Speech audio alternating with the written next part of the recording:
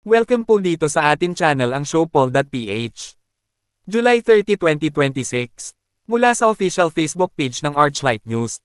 Published as is, ang mga pagkukulang ng Administrasyong Marcos ang nagpapalakas kay VP Sara Duterte.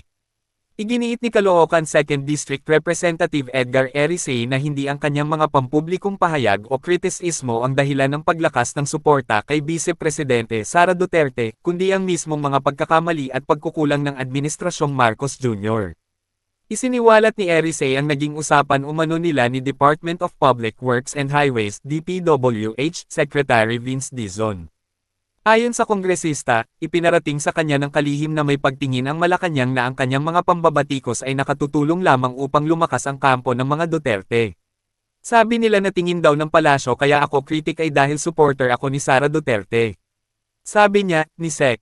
Vince Dizon, kasi daw yung mga salita ko ay nakakalakas sa mga Duterte. Sabi ko, mali yan. Yung mga mali ninyo, yun ang nakakalakas kay Vice Presidente Duterte.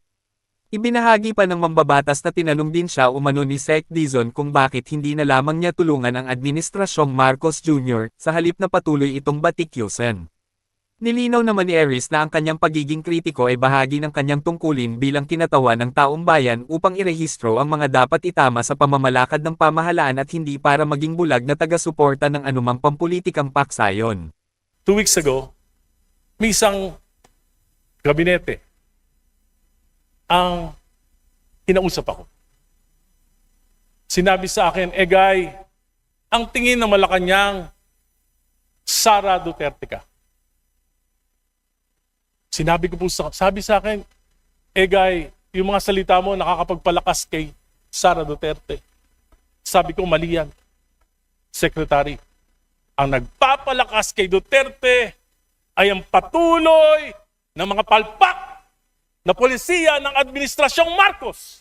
Sinabi magpapakulong December 15, nagpakulong ba kahit isa? Sinabi ipapasa yung Independent Commission for Infrastructure na mag-iimbestiga. Pinasa ba? Binola lang kami. Sabi magpapasa ng isang makatotohanang anti-political dynasty. Ipa-priority. Ano nangyari? Sa halip na anti-political dynasty ang pinasa ng Committee on Suffrage and Electoral Reforms. Ito po ay pro-political dynasties. Hindi lang magpapataba, magpapabundat pa sa mga dinastiya dito sa ating bansa. At yan ang ating viral SOCMED update for today. Please like and share ang video at huwag kalimutan mag-subscribe, i-click ang notification bell for more SOCMED viral updates at suportahan po ang ating Facebook page. Maraming salamat sa lahat ng nag-subscribe indeed. Magandang buhay sa lahat. Adios!